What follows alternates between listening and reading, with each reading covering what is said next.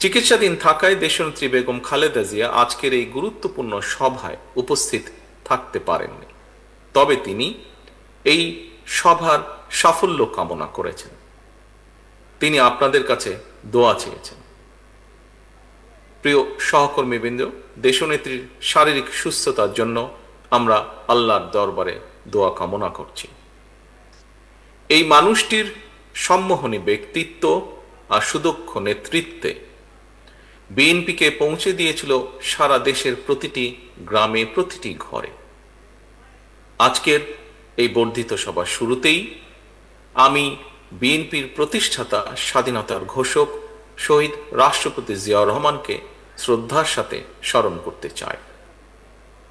তিনি একদলীয় অভিশপ্ত বাকশালের অন্ধকারচ্ছন্ন বাংলাদেশে জ্বালিয়েছিলেন গণতন্ত্রের আলো। মরহুম শেখ মুজিবুর রহমানের নিষিদ্ধ করা সকল রাজনৈতিক দলগুলোকে বাংলাদেশে রাজনীতি করার সুযোগ করে দিয়েছিলেন শহীদ জিয়া। জনগণের ভালোবাসায় ধন্য বিএনপির হাতে গণতন্ত্রের ঝান্ডা তুলে দিয়েছিলেন।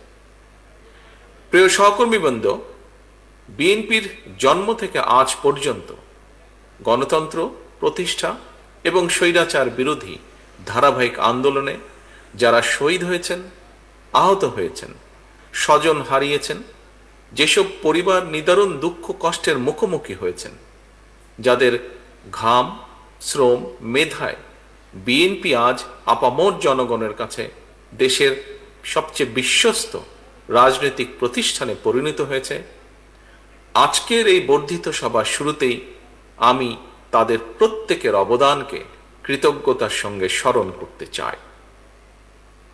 প্রিয় সহকর্মীবৃন্দ, সর্বোপরি 1971 সালের মহান মুক্তিযুদ্ধের লাখো শহীদ, দেশে গণতন্ত্র ও মানবাধিকার প্রতিষ্ঠার দীর্ঘ ধারাবাহিক সংগ্রামে যারা শহীদ হয়েছেন, 2024 সালের জুলাই আগস্টে তাবেদার অপশক্তির বিরুদ্ধে দলমত নির্বিশেষে স্বাধীনতা রক্ষার যুদ্ধের সাহসী বীর আবু সাইদ, ওয়াসিম, মুগ্ধ, রিয়া গোপ, আব্দুল আহাদ সহ বিএনপির 5 শতাধিকর হাজারো শহীদ এবং আহত মুক্তিযোদ্ধাদের গভীর শ্রদ্ধার সঙ্গে স্মরণ করতে চাই।